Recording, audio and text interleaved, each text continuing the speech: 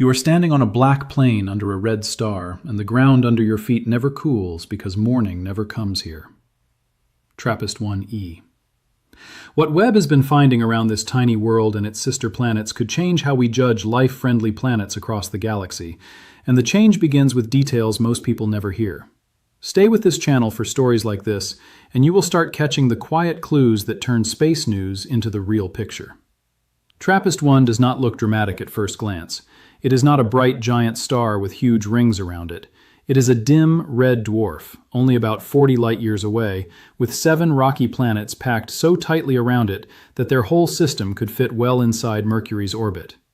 That compact little system has been a favorite target for years because it seemed to offer something almost too perfect: several Earth-sized planets. Some in the so-called habitable zone, the place where liquid water might survive if the pressure and air are right. A whole row of possible worlds, close enough for our best telescope to test. Then the James Webb Space Telescope arrived with the kind of infrared vision astronomers had wanted for decades. Now it could do more than count planets. It could taste heat, track eclipses, and look for the faint fingerprints of gases wrapped around worlds too far away to ever see directly. And that is where the story stopped sounding simple. Because the loud version of this story says Webb is checking whether one famous planet might be another Earth. The quiet version says Webb may be drawing a survival map. Not a map of where planets are, but a map of which rocky worlds around red dwarf stars can keep their air, keep their water, and keep a real chance. To see why this matters, we need to step back.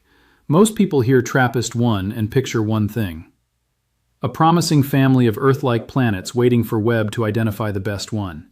The usual idea is simple: look hardest at the habitable zone planets, because the inner ones are already lost causes.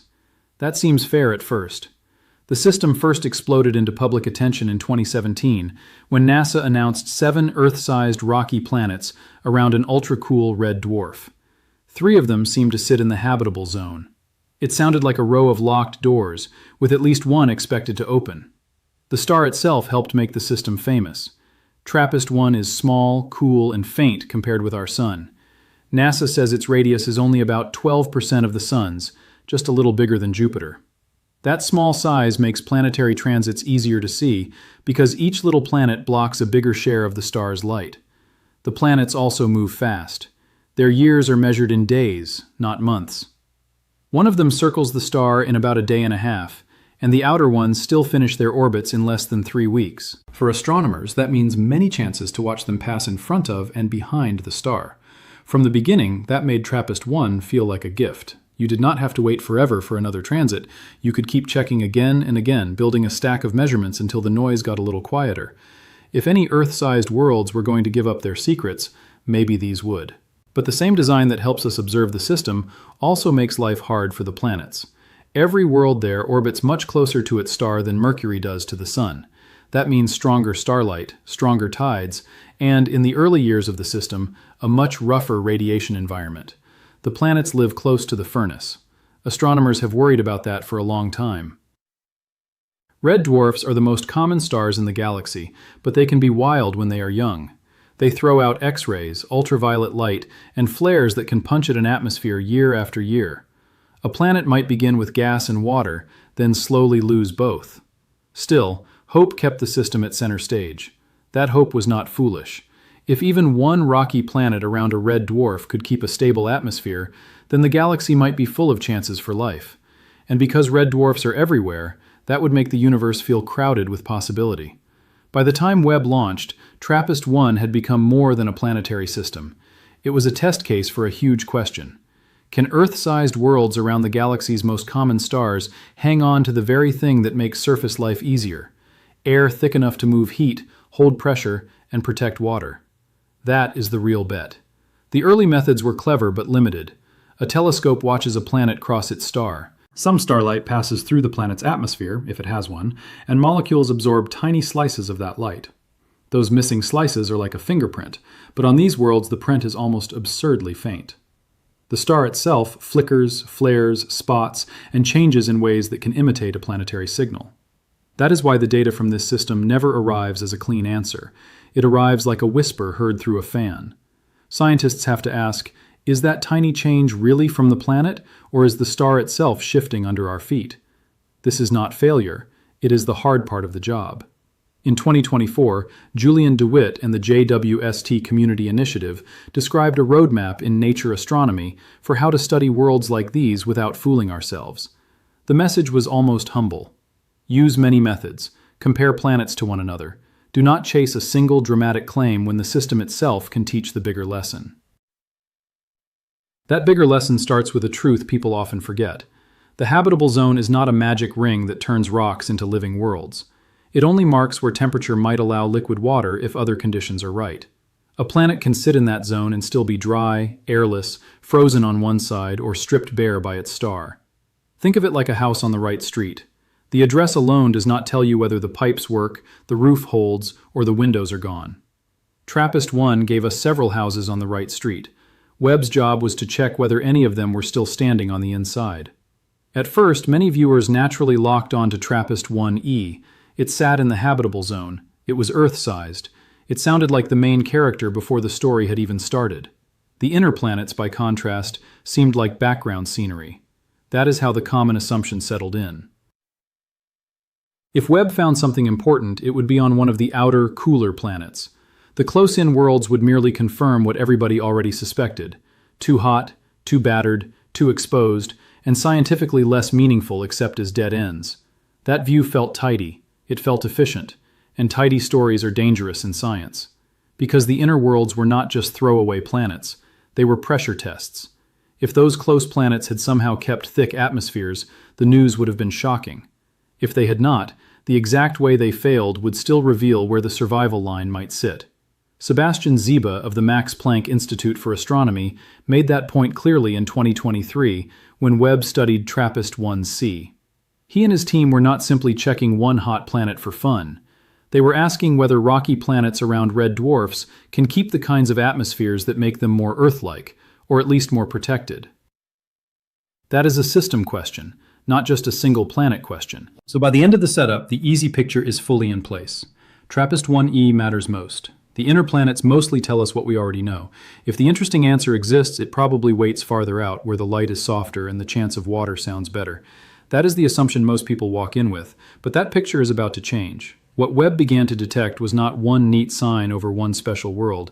It was a pattern spreading across the system. And patterns are harder to celebrate because they force a more careful kind of honesty. Right the moment your own picture started to crack in the comments below. Those turning points helped this channel build the next story around what viewers thought they understood and what changed. The reveal did not arrive all at once. It came the way real science often comes. One planet first, then a second, then another. And slowly the system began to feel less like a lineup of possible Earths and more like an experiment in survival. In March 2023, one of the earliest Webb exoplanet headlines focused on TRAPPIST-1b, the innermost planet. The expectation was straightforward. If the planet had a thick atmosphere, that air should move heat around and change what Webb saw in the infrared. Instead, the telescope measured a hot dayside that looked much more like bare rock.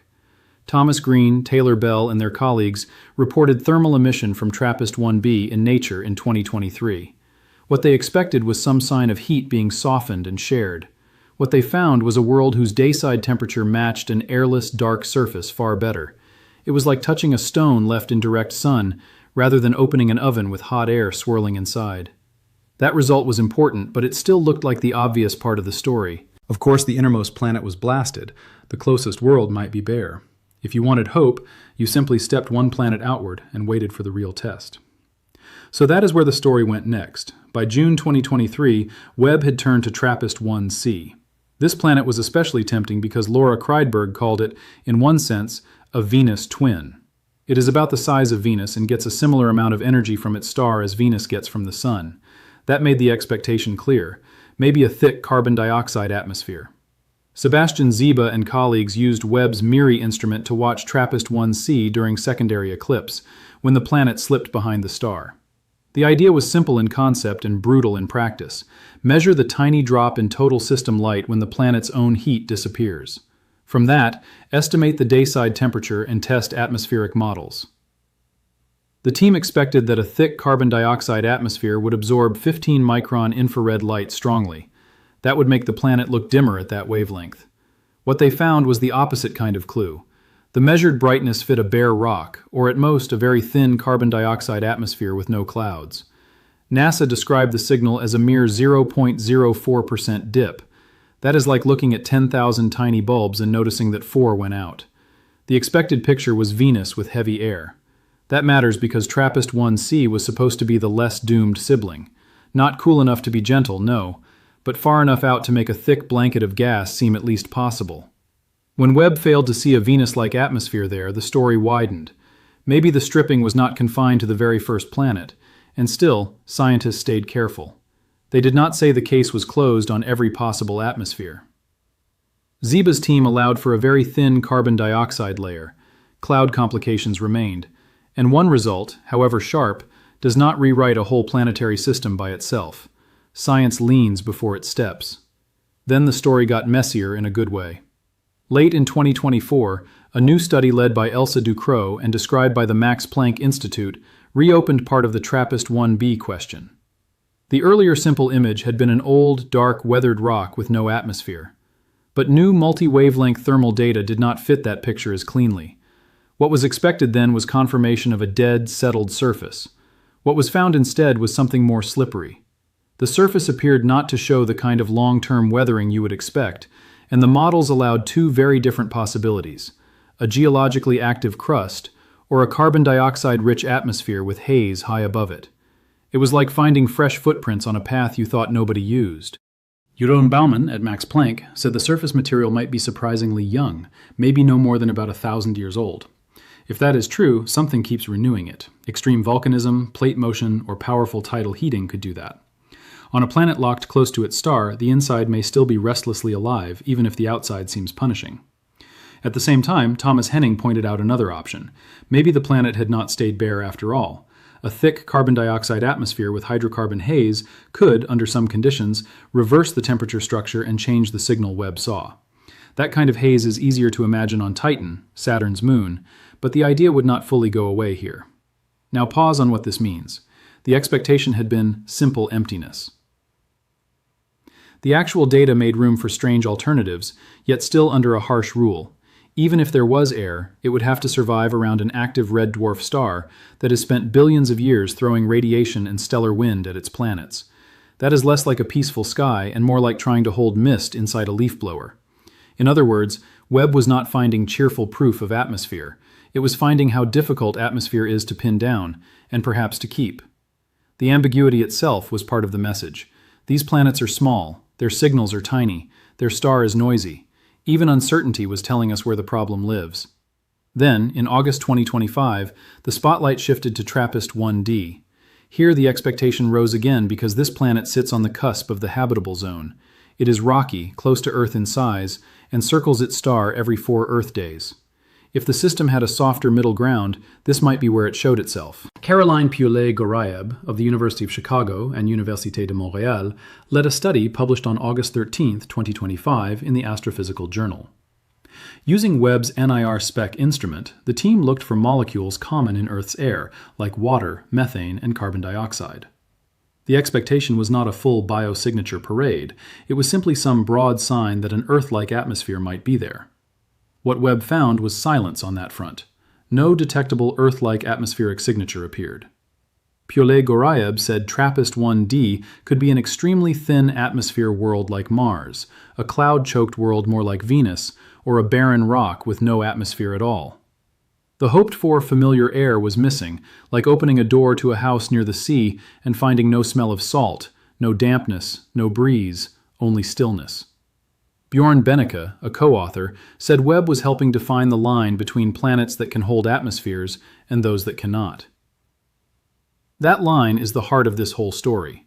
Because once you stop treating each planet as a separate headline and start seeing them as marks along a pressure line, the system reads differently. It starts to look graded.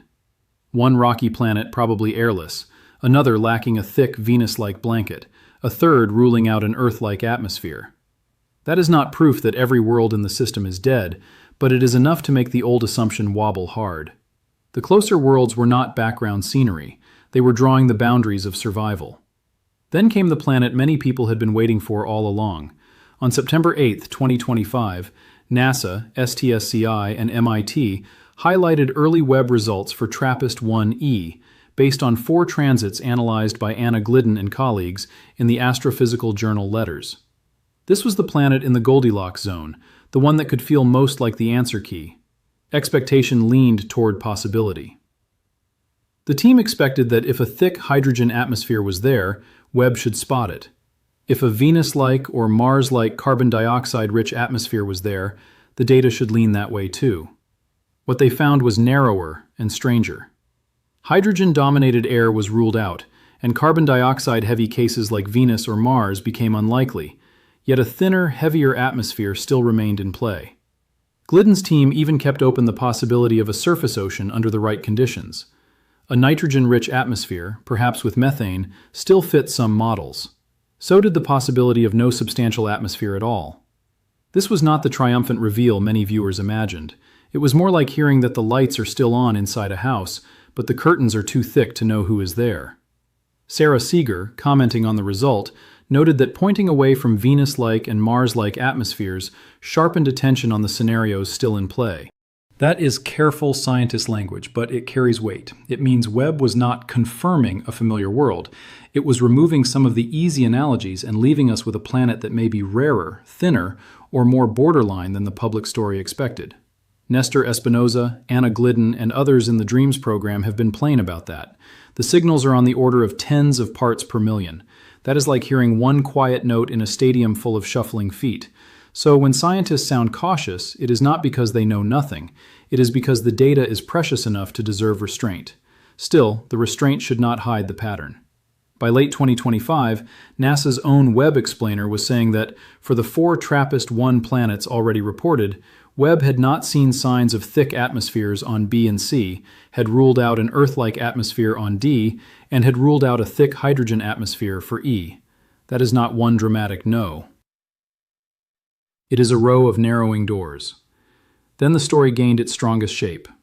On April 3, 2026, Michael Gillon, Elsa Ducrot, and a large international team reported in Nature Astronomy the first JWST thermal phase curves of TRAPPIST-1, B, and C. Now, Webb was not just taking a snapshot of one hot side. It was mapping how heat changed as each planet moved through its full orbit. The expectation was that if thick atmospheres existed, they would move heat from day to night. That would soften the contrast. What Webb found was a much sharper split. TRAPPIST-1b showed a dayside brightness temperature of 490 plus or minus 17 kelvins, no significant nightside emission, and no phase offset, all matching a dark, airless, rocky surface. That is a dry skillet result. The dayside heats hard, the nightside stays cold. The warmth does not slide around the globe the way it would with a substantial atmosphere in charge. The expected soft blanket was missing, and the planet behaved more like a stone held close to a fire, one face blazing, the other left in darkness. TRAPPIST-1c was slightly more subtle, but not by much. Its dayside brightness temperature came in at 369 plus or minus 23 kelvins. Its nightside remained much cooler, under about 260 kelvins in the University of Liège summary. A thick greenhouse atmosphere was strongly disfavored again. Only a tenuous, greenhouse-poor, oxygen-dominated atmosphere remained plausible, or else a more reflective, airless surface.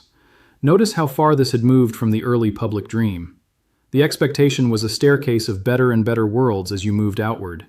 The actual finding was that 2 inner planets with similar compositions seem to have followed divergent paths, yet both still fail the test for thick protective air. That is like finding 2 houses built side by side, each damaged in a different way, both telling you something harsh about the neighborhood itself.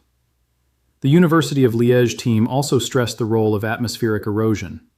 High-energy radiation from the star appears capable of stripping close rocky planets efficiently.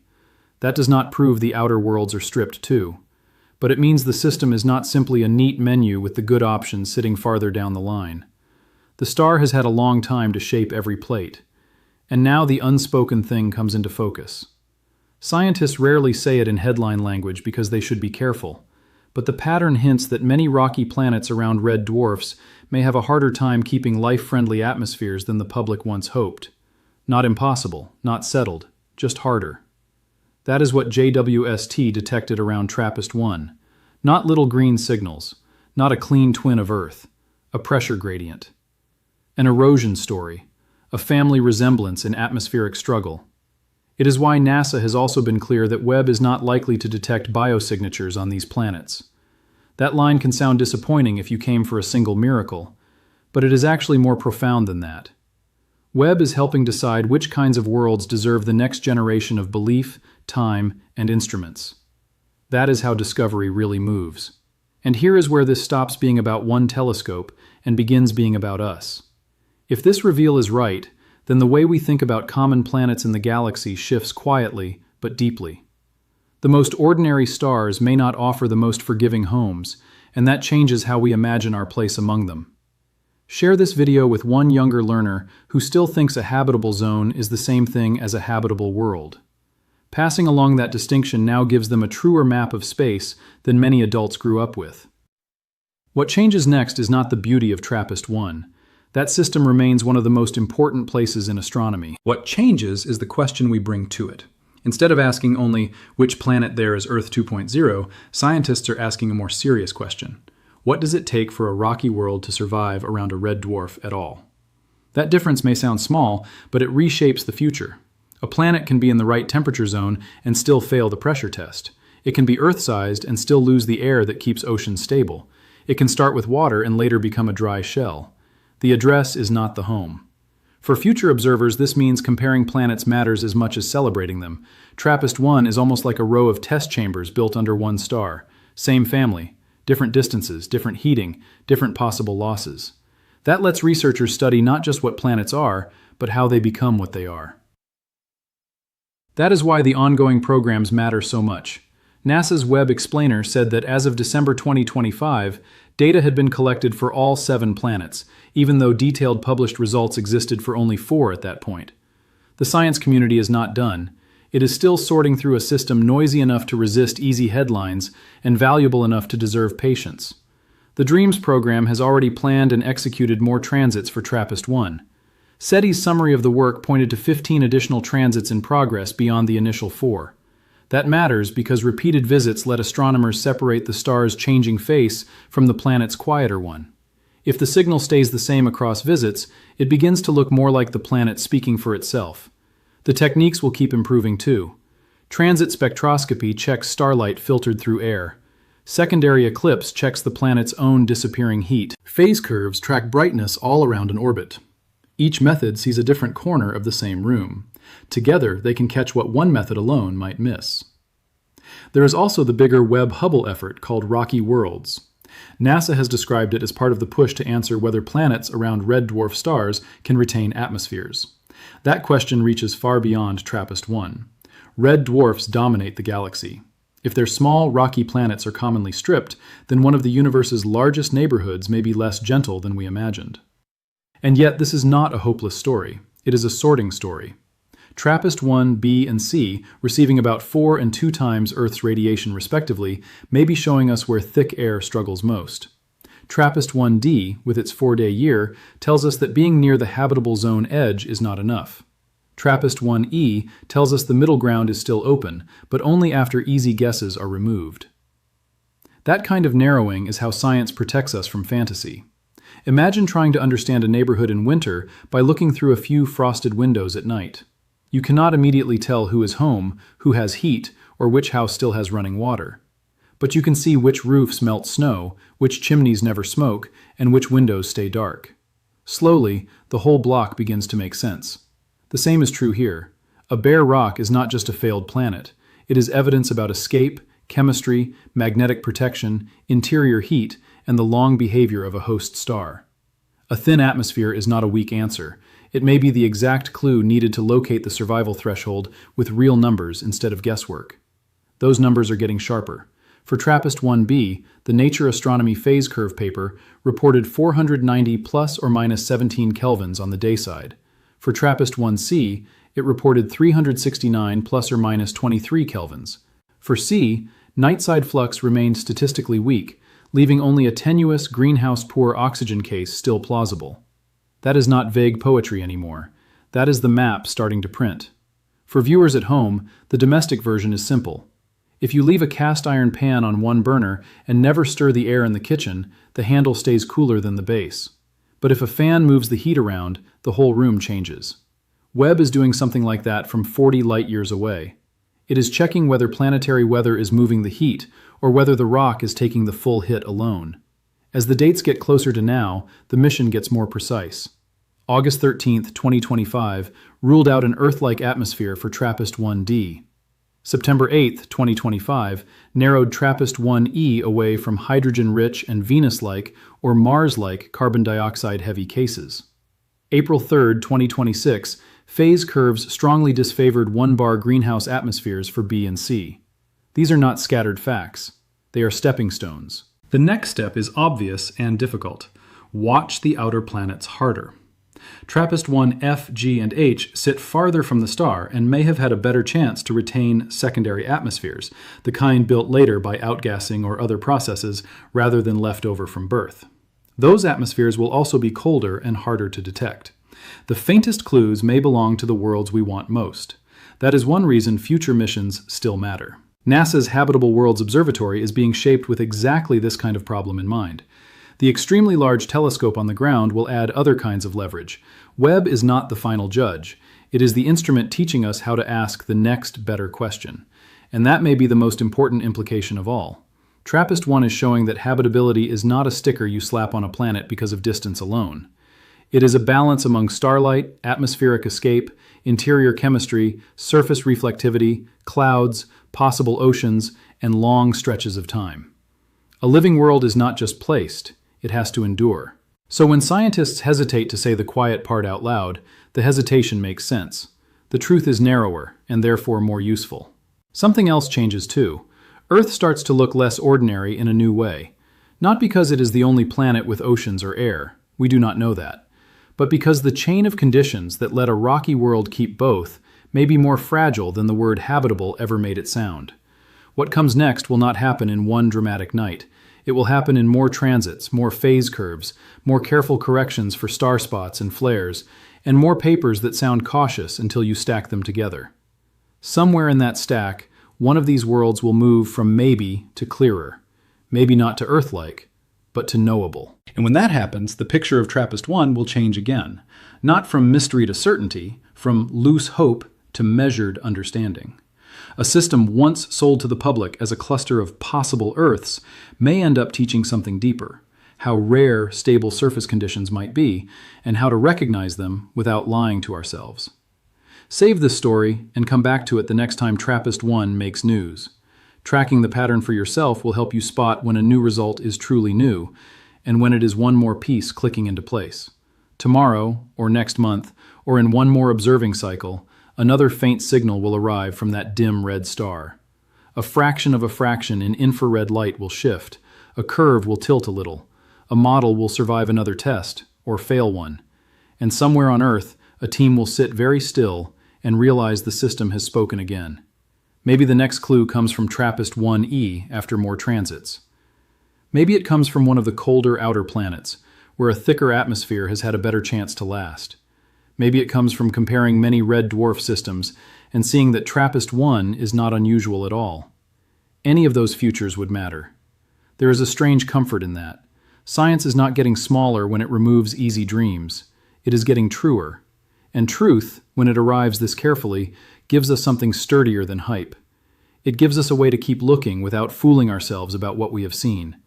So keep one image in mind. A world locked under a red sun. One face lit forever, one face turned into endless dark. On April 3, 2026, for one of those worlds, Webb measured a dayside brightness of 490 kelvins and almost no nightside glow. That single number carries the feeling of exposed stone. Yet even that stone is not the end of the story. It is a marker on the road, a warning about some worlds, a guide toward others. A sign that the future of exoplanet science will belong to careful pattern finding, not wishful headlines. And that is why the warmest ending here is not certainty, but watchfulness. TRAPPIST-1 is still there. Webb is still listening. The outer planets have not finished answering. And somewhere ahead, in data so faint it barely dents the dark, the next honest clue is already on its way.